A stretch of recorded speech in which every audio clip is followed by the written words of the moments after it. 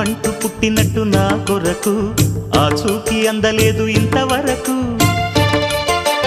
వచ్చింది గాని ఈడు ఒంటి వరకు వేధించలేదు నన్ను జంట కొరకు చూశాక ఒక్కసారి ఇంత వెలుగు నా వంక రాను అంది కంటి కునుకు ఈ అల్లరి గారడి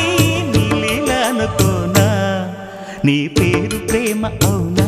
ఇవాళే నిన్ను పోల్చుకుందా